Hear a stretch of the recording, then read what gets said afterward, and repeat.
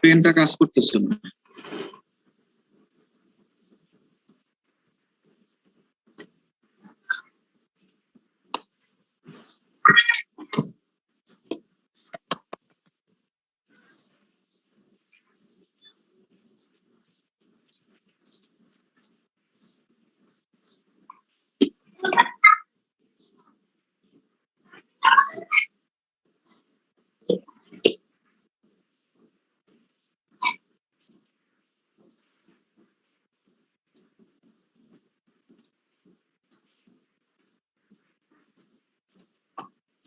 গত ক্লাসটা 12টা পর্যন্ত নিছি, এর আগের ক্লাসটা দেখো এখনো মিটিং কনভার্ট এখনো হয় নাই।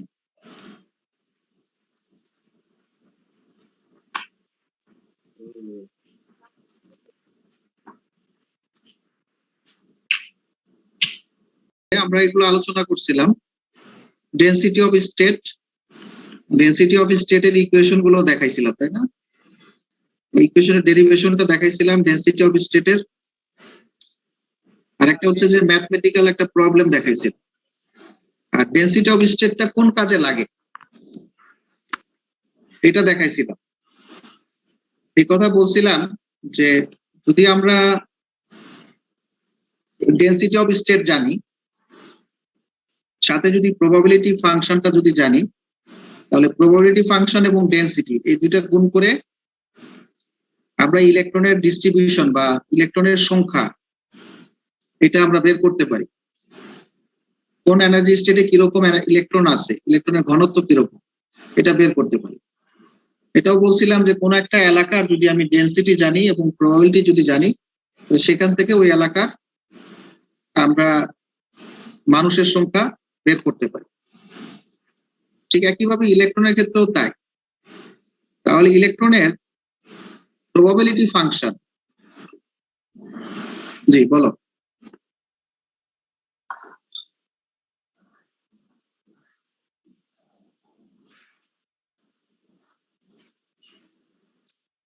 যেটা মনে বলে দিছিলাম, এটা করা আছে মনে হয়, করা নাই এটা। আচ্ছা, number of states per unit volume within a small energy range KT থেকে twice KT from the bottom of the band. তাহলে তোমরা ওই যেমন ব্যান্ডটা, সরি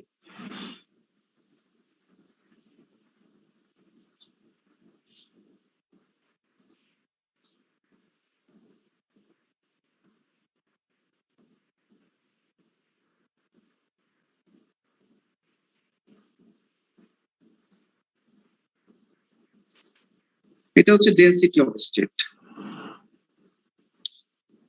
তাহলে তোমার এই যে কেটি, ধরো এটা যদি কেটি হয়,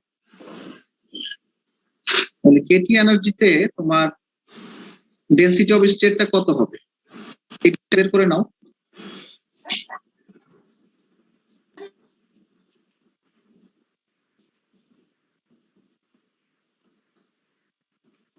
ডেনসিটি অফ স্টেটটা কত হবে কেটিতে, এটা বের করে নিতে হবে। এটা প্রথমে বের করবা, বের করার পরে নাম্বার অফ স্টেট, তাহলে আমরা জানি যে number of state equal to density of state into energy difference del E. ঠিক আছে, এনার্জি ডিফারেন্সটা হচ্ছে এখানে কেটি, বুঝছো না? কেটি থেকে টোয়াইস কেটি, তাহলে এনার্জি ডিফারেন্স তো কেটি। তাহলে এই দুইটা গুণ করলে তুমি অ্যান্সার পাবা।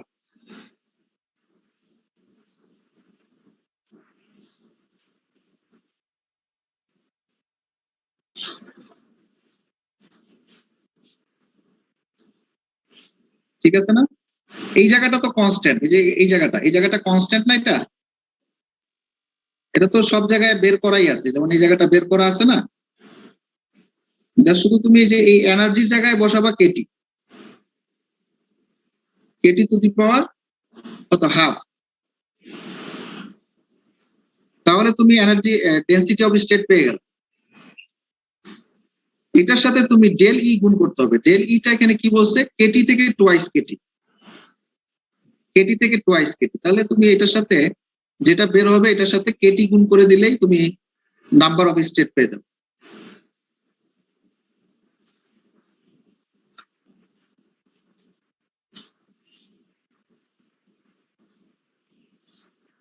এখানে করা নাই না ডিটা,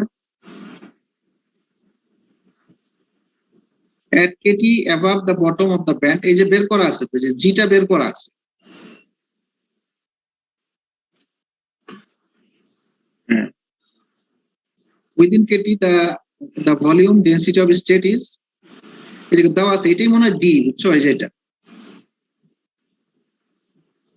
এটা ডি আর কি করা আছে কিন্তু লেখা নাই।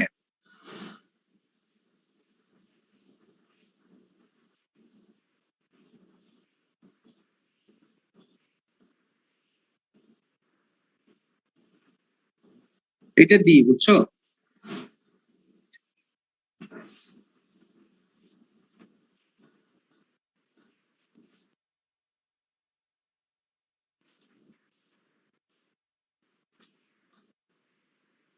এখন বোল্টজম্যান ক্লাসিক্যাল স্ট্যাটিস্টিক্স,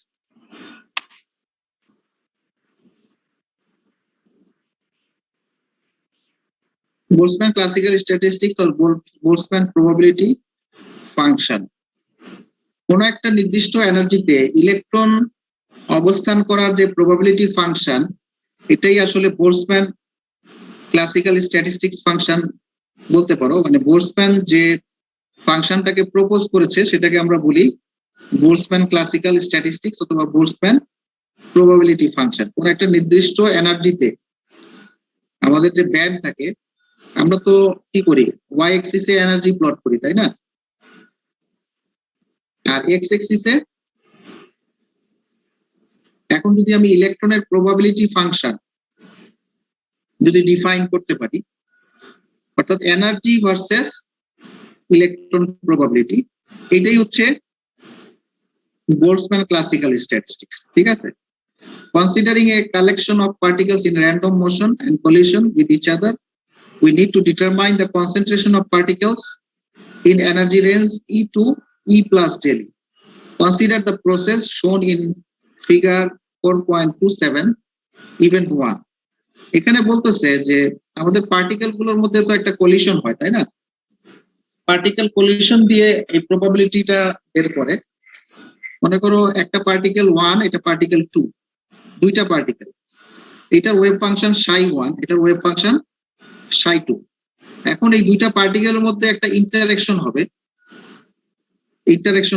ইন্টারঅ্যাকশন হওয়ার পরে এই পার্টিকেল দুইটার ইলেকট্রনকে পার্টিকেল চিন্তা করো, দুইটার এনার্জি চেঞ্জ হয়ে যাবে, E3 এবং E4 হবে, এবং তাদের ওয়েভ ফাংশন গুলো চেঞ্জ হয়ে ψ3 এবং ψ4 হয়ে যাবে।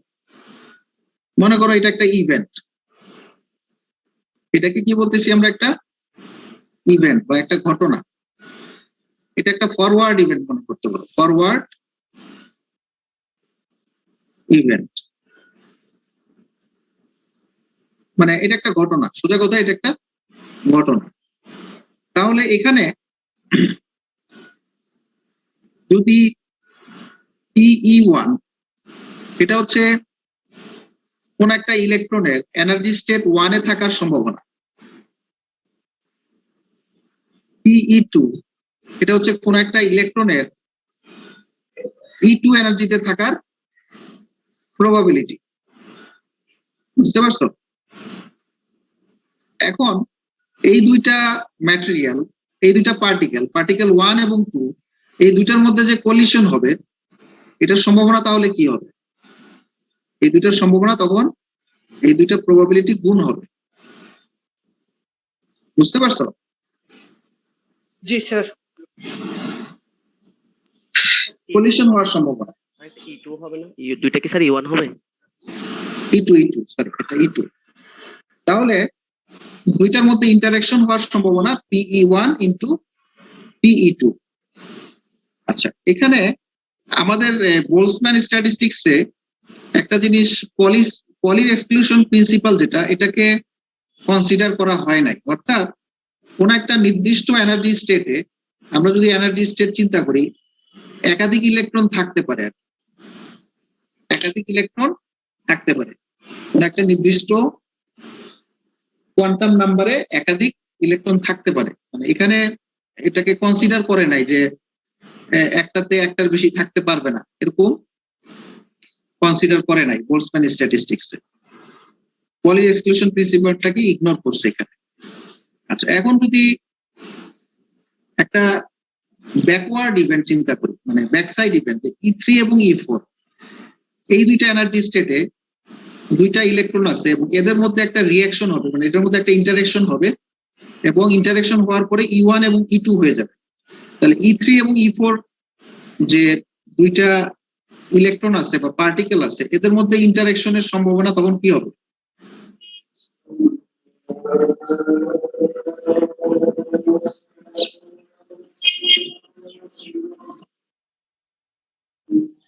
হ্যাঁ, PE3 এবং PE4। এখন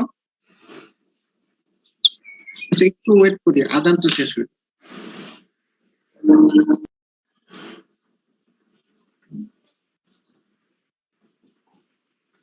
দুইটা ইভেন্ট এখন এখানে যেটা বলতেছে যে এনার্জির কনজারভেশন ল অনুযায়ী আমরা বলতে পারি,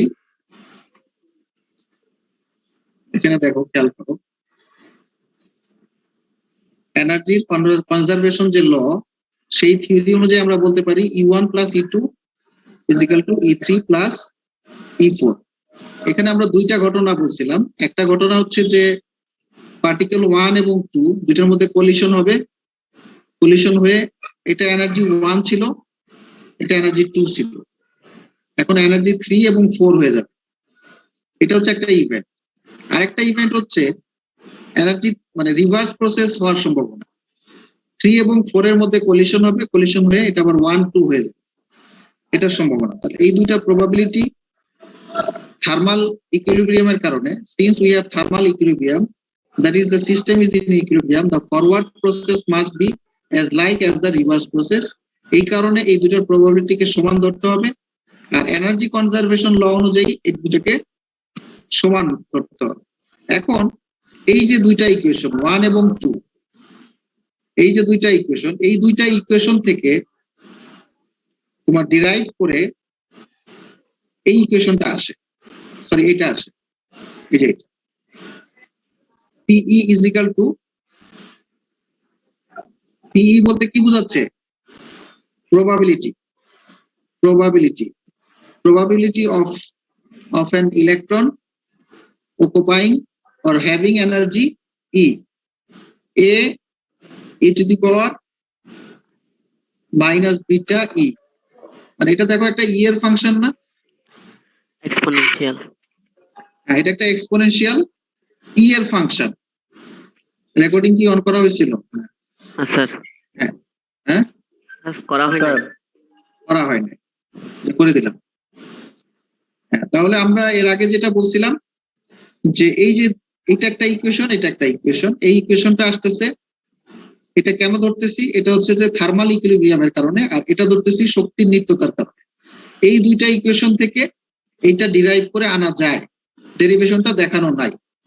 এটা এইভাবে চিন্তা করো, ডেরিভেশনটা যেহেতু দেওয়া নাই, এটা হয়তো সামহাও অন্য কোথাও ডেরিভেশন আছে। এখন এখানে এটার মান কত হবে? এ একটা কনস্ট্যান্ট, বি একটা কনস্ট্যান্ট, তাই তো? এ বি দুইটা কনস্ট্যান্ট, এখন বিটা বিটা বিটা। এখন solution which can be derived from equation 1 and 2 where a and beta are constant. Further we can also show that beta must be 1 by kt, এটা experimentally বের করে beta হবে কত? 1 by kt, where k is the Boltzmann constant, t is the temperature। তাহলে ইকুয়েশনটা কি দাঁড়াচ্ছে? ইকুয়েশনটা দাঁড়াচ্ছে E is equal to a to the power minus by kt। এখন ইকুয়েশনটা একটা এক্সপোনেন্ট একটা ফাংশন, জি স্যার। কি সমানুপাতিক কত? e to the power e by kt, e by kt। এখন আমাদের সাথে ম্যাচ করে কিনা দেখার চেষ্টা করব। এটা একটু আলোচনা করবো এখন। প্র্যাকটিক্যালি আমাদের ইলেকট্রনের যে এনার্জি এবং ইলেকট্রনের যে প্রবাবিলিটি ডিস্ট্রিবিউশন এটার সাথে ম্যাচ করে কিনা এটা একটু আলোচনা করবো। যেমন এটা আলোচনা করার জন্য এই কার্ভে দেখো, খেয়াল করো, প্রথমে একটা কার্ভ কোন একটা সার্টেন টেম্পারেচারে, তাহলে E2 কি কোন একটা এনার্জি, তাহলে E2 এনার্জিতে প্রবাবিলিটি মনে করো N2, E1 এনার্জিতে প্রবাবিলিটি হচ্ছে কত, N1 N1। তাহলে এনার্জি যদি কম হয় তাহলে সেটাতে প্রবাবিলিটি কি বেশি হচ্ছে না?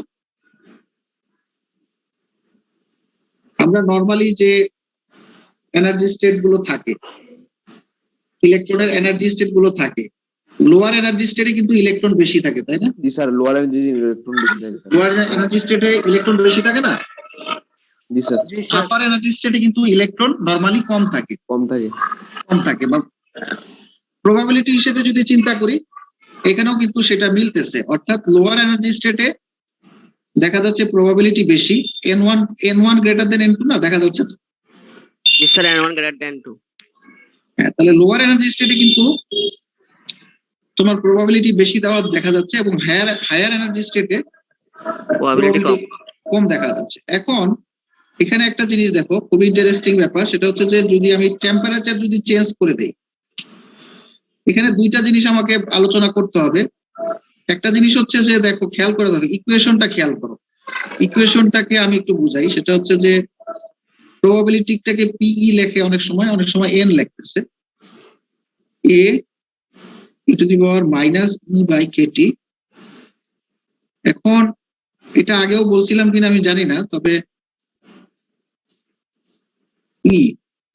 ইটা কিন্তু ইন্ডিপেন্ডেন্ট ফাংশন, তাই না? ইটা ইন্ডিপেন্ডেন্ট ফাংশন না?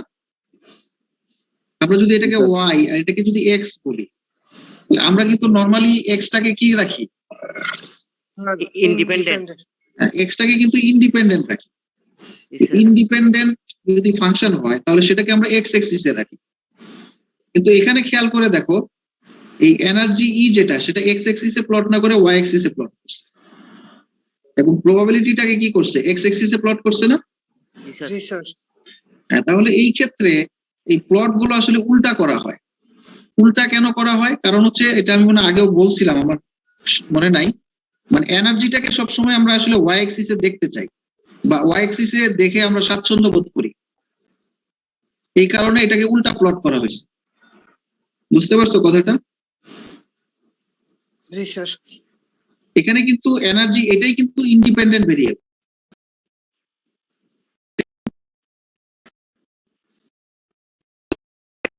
হ্যাঁ, আমি যদি কোশ্চেন করি যে এই প্লটটা উল্টা কেন, আমরা এনার্জিকে স্যার ওয়াই এক্সিসে দেখতে স্বাচ্ছন্দ্য বোধ করি সেজন্য। হ্যাঁ, এটাই হচ্ছে এটার অ্যান্সার, আর কিছু না। এখন খেয়াল করে দেখো, আমি যদি টি চেঞ্জ করি, অর্থাৎ T2 যদি T1 এর থেকে বেশি হয়, আচ্ছা এটাকে একটু ইয়ে করি,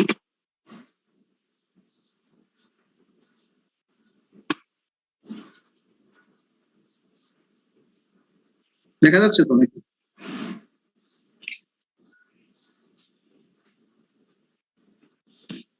আচ্ছা, এখন যদি টেম্পারেচার বাড়ায়, তুমি যদি ইকুয়েশনটাকে ম্যাটল্যাবে প্লট করো, ম্যাটল্যাবেও যদি প্লট করো, তাহলে তুমি এই ধরনের দুইটা ইকুয়েশন পাবা। অর্থাৎ টেম্পারেচার যখন হাই তখন যে কার্ভটা পাবা সেটা হচ্ছে এই কার্ভটা পাবা।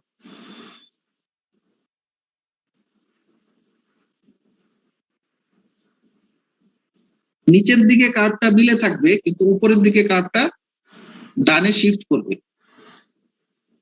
বুঝতে পারছো কথাটা? এটা এক্সপোনেনশিয়াল কার্ভের ন্যাচারাল কারণে এরকম প্লটটা হয়েছে, আর কিছু না। এই যে ইকুয়েশনটা যে আমরা লিখলাম, পিই বলো অথবা এনই বলো, A E to the power minus E by Katie.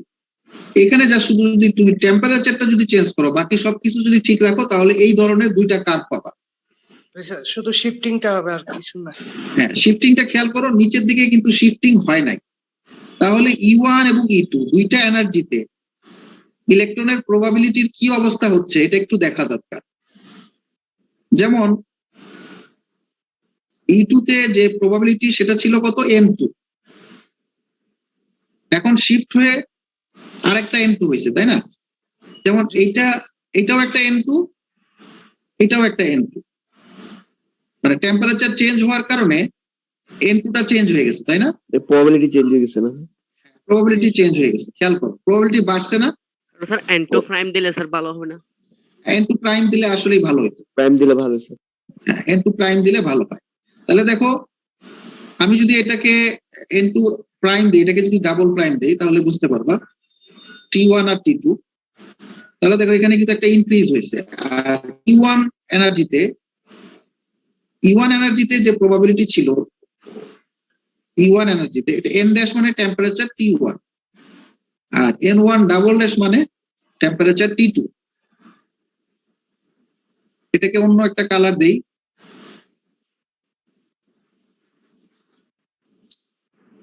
এখানেও কিন্তু একটা চেঞ্জ আসছে, খেয়াল করো। এটাকে যদি আমি N1 ড্যাশ বলি, এটাকে যদি N1 ডাবল ড্যাশ বলি, তাহলে N1 এও একটা চেঞ্জ হয়েছে, N2 তেও একটা চেঞ্জ হয়েছে। তাহলে কোনটার চেঞ্জটা বেশি হয়েছে বলো তো দেখি? N2 টা চেঞ্জ বেশি হয়েছে লাগছে স্যার। N2 চেঞ্জ বেশি হয়েছে না?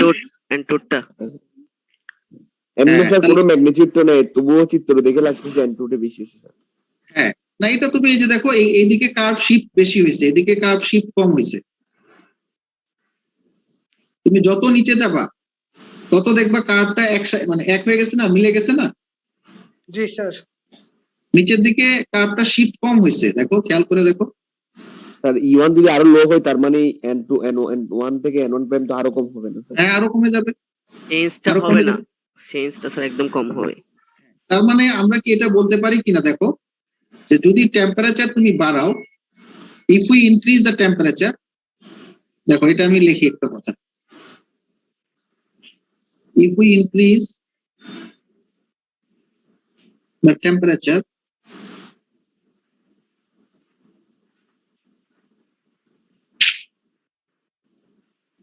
the probability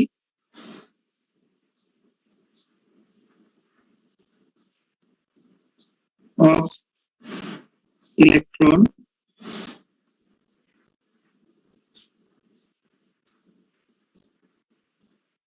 occupying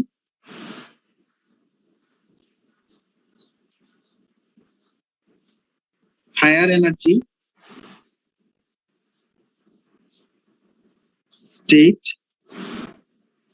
will increase. তাহলে দেখো if we increase the temperature, the probability of energy state will increase. দেখো এখানে হায়ার এনার্জি স্টেট মানে E2 E1 হচ্ছে, জি স্টেট। তাহলে কম্পারেটিভলি হায়ার এনার্জি স্টেটে ইলেকট্রন থাকার প্রবাবিলিটিটা বেড়ে যাবে। অর্থাৎ এখানে বইয়ে লেখছে দেখবা যে N2/N1 রেশিও যেটা, এটা বেড়ে গেছে, N2/N1 রেশিও। যেমন এটাকে এইভাবে লিখলে আরো ভালো বুঝতে পারবা, এটা ছিল ড্যাশ আর এটা হচ্ছে ডাবল ড্যাশ, বেড়ে গেছে মানে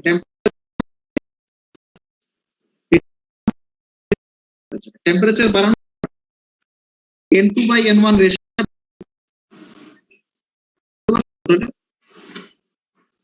N2 মানেই কি E2 এনার্জি স্টেটে ইলেকট্রন থাকার প্রবাবিলিটি।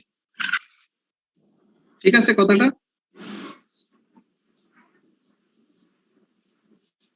এটাকে যদি তুমি এমনিতে স্কেল দিয়ে দেখাও তাও তুমি বুঝতে পারো। একটা স্কেল যদি তুমি সেট করো,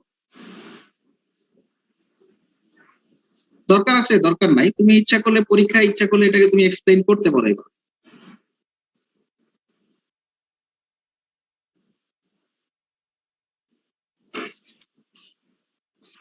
হ্যাঁ, দেখা যাচ্ছে তো, তুমি ঠিক মতো ছবিতে যেভাবে পারো দেখালেই হবে। তুমি এভাবে যদি একটা সংখ্যা ধরে নাও তাও কিন্তু তুমি দেখাইতে পারবা। যাই হোক, এটা তুমি সংখ্যা দিয়ে দেখাইলেও কোনো সমস্যা নাই, দেখাইতে পারবো ইচ্ছা স্যার আমি স্যার ইনিশিয়াল অবস্থায় স্যার N1 কে দেখাবো স্যার 3 এ, তারপর স্যার টেম্পারেচার ইনক্রিজ হওয়ার পর স্যার আমার N1 টা চলে গেছে 5 এ, তাহলে স্যার এটা বেড়ে গেছে, এভাবে দেখাবো আর কি স্যার? হ্যাঁ, দেখাইতে পারো, মানে যেভাবে পারো দেখাইলেই হবে। যেমন এটাকে যদি আমি ধরি, এমনি বলি আর কি, ধরো এটা যদি 3.5 4 হয় মনে করো, আর এটা মনে করো 1 2 3 4 5 6 7, এটা মনে করো 7, এমনি দেখাই 7 8 9 10, এটা মনে করো 10 11 12 12। তাহলে আমি যদি বলি যে n2 বাই n2 হচ্ছে কত 3.4, এটা ছিল 3.4 ডিভাইডেড বাই 10, আর এখানে হয়েছে কত 7/2। তাহলে এই দুটো রেশিওটা করে দেখো তো কত হয়।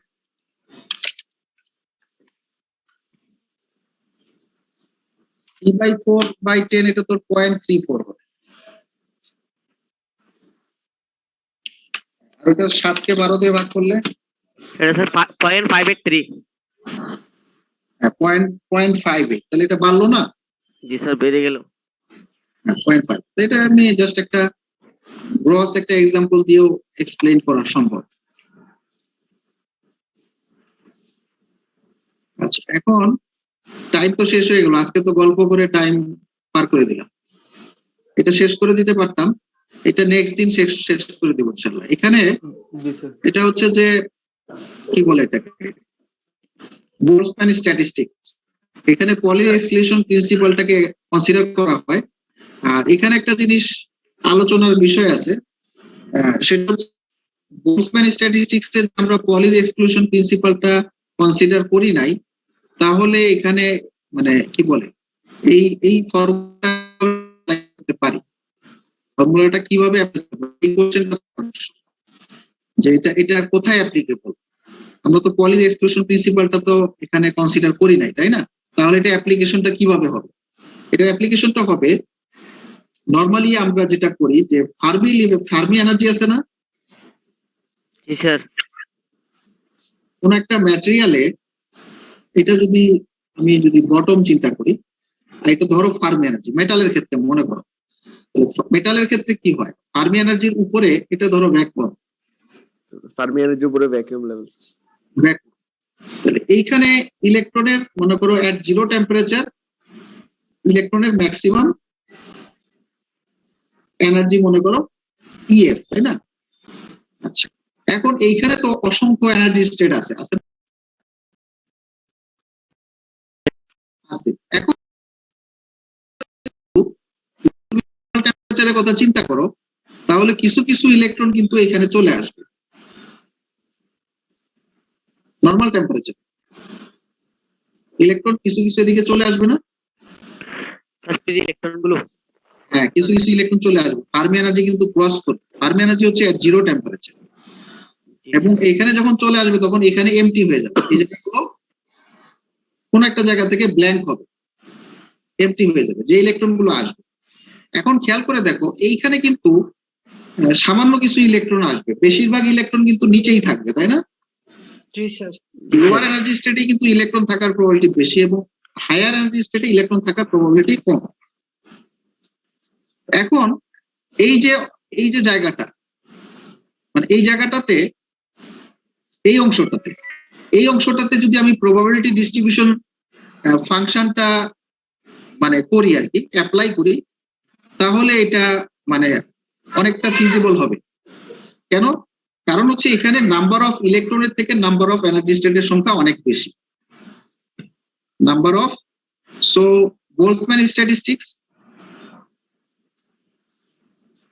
Boltzmann statistics is applicable for the case where the number of energy states is much more higher than the number of electrons.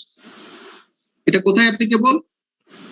এখানে স্যার ইলেকট্রনের চাইতে স্যার ফার্মি লেভেলের উপরের যে ইলেকট্রন, এটা ফার্মি লেভেলের উপরে বলবা, আবার আরেকটু স্পেসিফিক ভাবে বলবা যেখানে নাম্বার অফ ইলেকট্রনের চাইতে এনার্জি লেভেলটা বেশি, the number of energy state is much more higher, এই কথাটা লিখবা, much more higher than electron, higher than electron, then the number of electron, then the number of